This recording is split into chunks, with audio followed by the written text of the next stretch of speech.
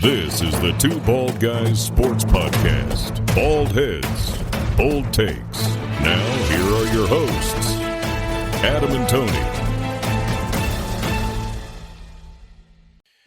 All right, we're back. Tony had a little bit of technical difficulties. We're trying this new thing out in two different spots, but Tony, you back? I'm back. Good to hear you. All right, he's back. So I rambled a little bit about Bo Nix. Probably didn't make a whole lot of sense because I was trying to figure out what was going on. We are not producers of a radio show or anything like that, so sometimes technical things get beyond our control, but we got it fixed. I was saying that Bo Nix is out, Jarrett Stidham's coming back, and my question to you when you went dark was, if the Broncos were to win the Super Bowl, would Jarrett Stidham be the worst quarterback to ever win a Super Bowl? Yeah, I mean, I kind of rambled a little bit, but I did say that I think my final answer was yes, because you got Trent Dilfer out there, I think it comes to the top of my head, who wasn't a great quarterback, but had a great defense. And then you have Brad Johnson for the Bucks. And I know he beat my Raiders and stuff like that. But those are two guys that just they don't pop out as Super Bowl winning quarterbacks, but they got it done. And I think if Jarrett Stidham comes off the bench and wins an AFC championship game and a Super Bowl, I think, he's either the greatest backup ever or, the worst quarterback to ever win a Super Bowl. I think he'd be in that list, but he'll have a Super Bowl if he does it. I don't think it happens, though.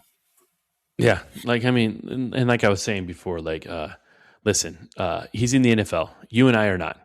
So he's obviously doing something right, and he's a good player. And we're not trying to be disrespectful to him, but I think he would probably be honest and be like, yeah, I'd probably be one of the worst ones because you have some really big names that have won Super Bowls.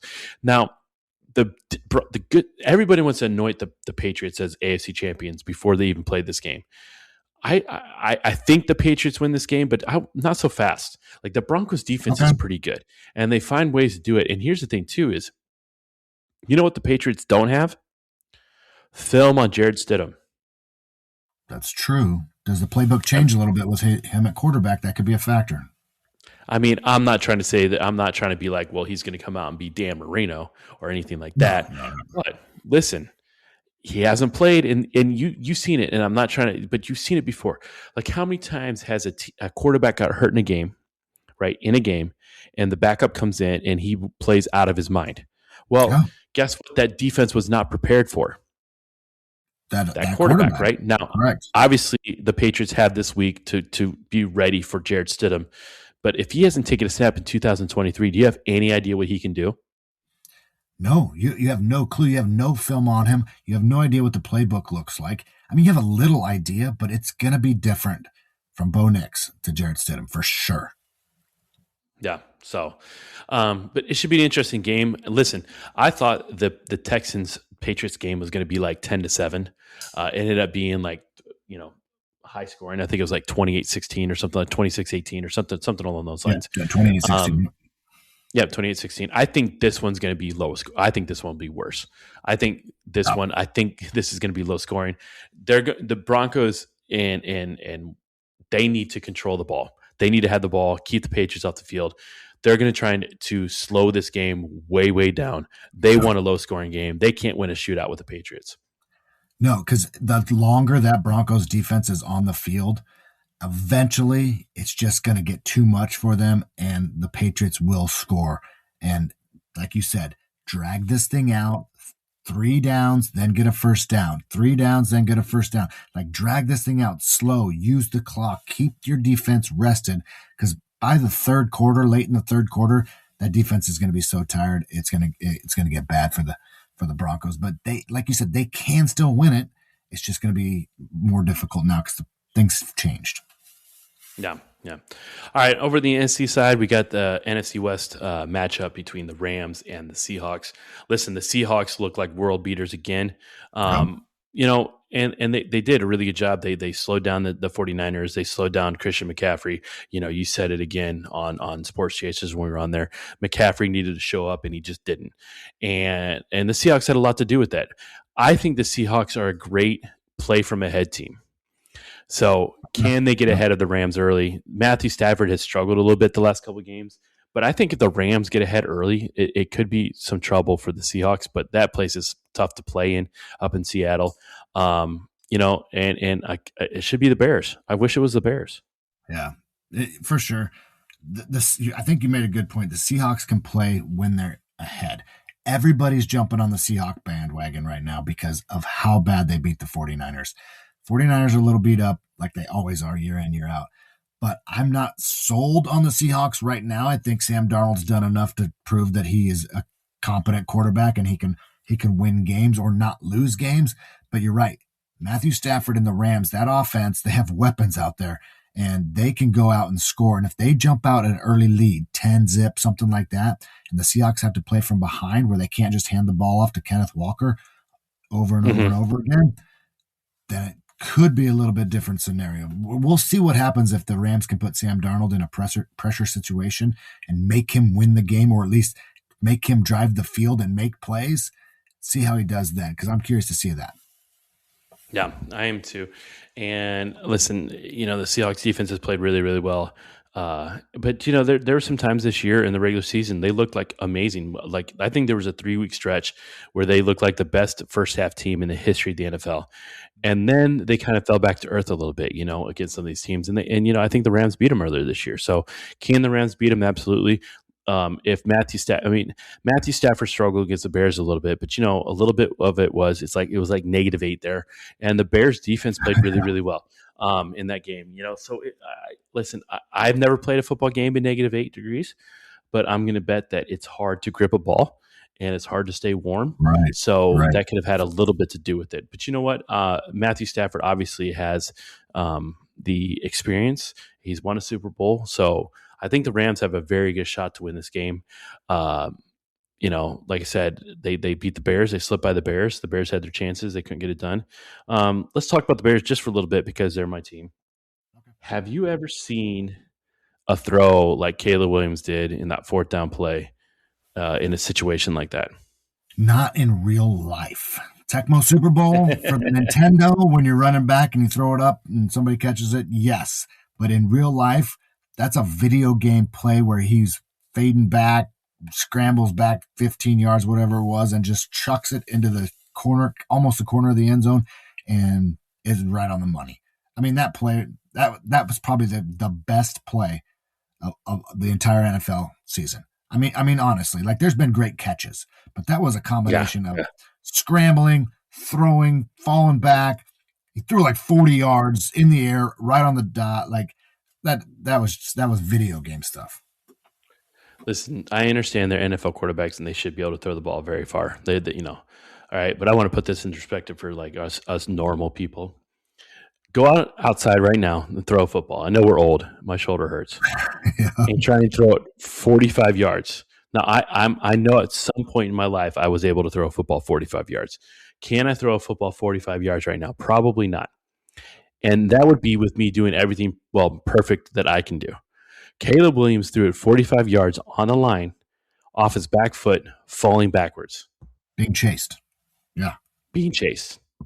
It was incredible. It was now if he can just rein in some of his control issues earlier in the game. And I don't know, maybe get a receiver that, runs through his routes. Catches the ball. Yeah, catches the ball. We talked about this, like and it's all relative, right? Like I'm sure you'd be in the same situation. If I told you the beginning of next year, the Raiders win the AFC West, they win a playoff game and they get to the divisional round, and I said, and that's where it ends, you would be like, I'll take it. If I told you that right now, you would be like, I would take it. Was that true? Sign me up. Sign me up for a division championship and a playoff win all day long. Correct. Where do I sign? Where do I sign? Yeah, right. And if you would have told me that before this year, I would have signed it. I would have been like, I'm perfectly okay with it. Great. And then you get to a game when you're like, wait a minute, we could have won this game. And now you're like, I want more. Right? Man. And that's why probably Mike Tomlin is no longer the Steelers coach, because they've been there so many times and just never progressed forward. But you're right. Like Raiders fans, like I will take your Chicago Bears season all day long as a Raider fan right now. So next year though, now, the expectations are high, right? Look, I mean, they're going to be high next year for Ben Johnson. I mean, to be honest, obviously, I think the Lions are going to bounce back a little bit, but I don't necessarily trust the Packers all the way. How quickly will Micah Parsons get back? Josh Jacobs struggled a little bit this year. The Vikings, they played really well at the end of the year, but I like JJ McCarthy, but is he the guy? But yeah, I think that the Bears are in really good shape. I think we got the coach right. And now let's make sure we get this quarterback right, and if they can, they can mesh, which they seem to mesh. If they can mesh, this could be pretty good, and they need to address the defense. So I'm excited where the Bears are going, and I think you as a Raiders fan are hoping that the Raiders can start to duplicate what the Bears did, because I think that's a pretty good comparison to where the Bears were a couple of years ago to now where the Raiders are right now. Yeah, and I think what you addressed a weak spot in the offensive line. You made changes there, and you got a head coach. Mm-hmm. You got a head coach that knows how to put it together, knows how to work your young quarterback. Ben Johnson has taken a Bears team to a championship, a conference championship, and then a win in the playoffs. And the Raiders just seem to just recycle coaches year in, year out. And then on the other flip side of it, the Lions, who were probably favored to win the Super Bowl the last couple of years, couldn't even make the playoffs this year without Ben Johnson. I'm not saying it's all on Ben Johnson, but man, right. They lost a guy who was a big time factor in the success of that football team. Yeah. So, yeah, I mean, it makes a big difference. And I think Raiders, you're up. What are you going to do? I mean, there's some guys out there, but you know what? We'll come back. We'll talk about that next week. We got a little bit of time after that. So before we go here, let's make our AFC and NFC championship picks. I'll start with, let's go NFC first. I think I just don't trust Sam Darnold enough. I think Matthew Stafford bounces back in a big way. I know it's in Seattle. I know they're playing well, but I think too many people are just so high on him right now. I think the Rams go into Seattle and they pick up the win. I agree. I think the Rams right now, that offense is going to jump out ahead like we mentioned, and Sam Darnold has been playing great. I get it. But he's relying on the run game. The Rams can shut that down, and Sam Darnold's going to make a mistake somewhere along the line that's going to cost the Seahawks a game. Rams win. Not only that, the logo for this year's Super Bowl, you've heard about the conspiracy with the Super Bowl logo, Super Bowl 16 logo. There's some yellow in there. And the only team left with yellow is the Rams. So I'm going to go Rams. All right. Who do you got in the AFC? And then I'll make my pick. Yeah, there's red in that logo as well. And there's several teams that could have been red. I mean, the Niners have red in them. The Texans have red. But guess who else has red? The Patriots. So the red, the blue, the yellow, all those colors that are in the Super Bowl logo, the conspiracy. Patriots win, and it's because Bo Nix is just not there. And he played really well last week, and he surprised me and impressed me a little bit. But he's not going to be able to play. Jarrett Stidham is going to need a lot of help, a lot of special teams, defensive turnover, something like that. But and they're in New England as well. That's a tough place to play. So no, they're not. That's right. They're in Denver. That's right. The Denver's the number one seed. Okay. Yeah. Ooh. No, it's still not enough. Still not enough. Listen. Jarrett Stidham needs a lot of help, but it's in Denver. That place is going to go bonkers. You think that fan base is going to rally around Jarrett Stidham? You're darn right they're going to. They have to. Yeah. And listen, the Patriots, like we talked about earlier when I talked about Indiana, and people were like, we're good with them winning because nobody really hates them. That's how the Patriots were back in the Tuck Rule day, right? Outside of the Raiders being pissed that the Tuck Rule game happened, there was not one. I don't think there was anybody out there who was like, you know what? We don't want the Patriots to win. Now, they didn't think it was going to start like 15-year run of crap, where nobody got to win besides them. Right. But they've had their time. I think the Steelers are gone. I think the Broncos upset the Patriots. Here's another reason I'm going to pick the Broncos. My son, I'm going to give a little shout out to my son, and then I'm going to make fun of him for a second, okay? My son right now has a perfect bracket for the NFL and ESPN Fantasy. A perfect bracket. No kidding. And he picked the Rams versus the Broncos, and he picked the Rams to win the Super Bowl. Now, here's where I'm going to make fun of him, okay? There's 13 total games in the playoffs, I think, right? Okay. The tiebreak is the total number of points scored in the playoffs. Yep. All right. So if I just do quick math and I'm just thinking about this, right? I'm going to go average 40 points a game. Let's just say average 40 points a game. I think that's reasonable, right? Okay. That would be 400 to be 520 points in the postseason, right? Let's just go 50 points. 50. All right, we want to go a little higher. That's 650 points for the postseason, right? All right. My son, I don't know what he was thinking. For his tie break, he picked 1,000 points.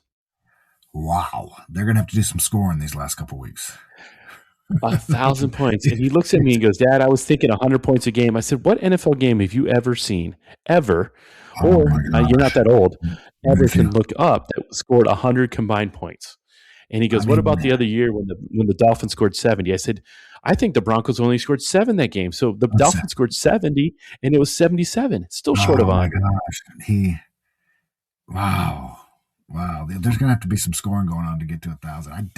Hopefully he doesn't need the tiebreaker. No, the problem is I think there's like 20 people that have a perfect bracket, and there's too many of them that pick the same thing he did. So he would need the tiebreaker, and they did not pick 1,000 points. I think he told me right now they're at 400 and some points for the playoffs so far. So they would have to score 500 plus points in 3 games. That's over 150 points a game. Yeah, that's going to be rough. I don't know if it's going to happen. I don't think that happens. I mean, maybe if you were playing Madden. 80 to 75 is not happening. I don't think. So. Tecmo Bowl. I mean, we're not pulling out the 10 overtime game between Texas Tech and who'd they play? Who was that against? Was it Texas Tech? I mean, it was Texas Tech and Oklahoma went. Baker Mayfield and Patrick Mahomes went crazy. And scored, but I think they scored. Oh no, it was Arkansas and somebody. It might have been like Arkansas, and it might have been A&M or LSU or somebody like that. Something like that. Yeah, they went forever. Like 8, 9 overtimes, whatever it was, 10 overtimes. Yeah. That's back when they played the whole time. They go for the 2s. Anyways, shout out to my son. He's got a perfect bracket. That's impressive. If he does it, I told him, I said, I'm going to be a little mad if you get up there and you lose because your tie break is 1,000 points. Yeah. It's hard enough to pick the games correctly. I mean, maybe he read what they were asking. I don't know. I don't know. So anyways, if you made it this far, thanks for hanging with us. Tony had a little bit of technical difficulties in the middle, so we had to split it up between the 2 things. But NFL playoffs coming up this week. Unfortunately, college football season's over, but we'll still have plenty to talk about. We'll come back next week. We'll break down the AFC NFC Championship game. We'll talk some openings, and maybe there'll be some more transfer portal news. Wait a minute. Yes, there will be some more transfer portal news because there's always transfer portals right now. Yep. But yeah, lots of fun talking to you guys. Again, check us out on Sports Chasers. We had a blast with them. Again, hopefully we can have them on sometime. But Tony, you got anything else to say? No, I mean, follow our TikTok. We're going to put clips and stuff up there on that, and we got our Sports Chasers videos and stuff that we did with them on the TikTok as well. So check us out. Basically on every single social media platform you can think of and all that stuff. So subscribe to our channel. Listen to us from now on. Absolutely. Having a lot of fun. Hopefully got a bunch of good stuff coming down the pipeline. So for sure. We'll come back next week, talk about all this stuff. Until then, I'm Adam. I'm Tony. Thanks for listening. That was Talking Football with 2 bald guys with Adam and Tony. If you like what we have to say, come back next week for more of our football takes. If you want to support the show, maybe buy us a beer, click on the link below.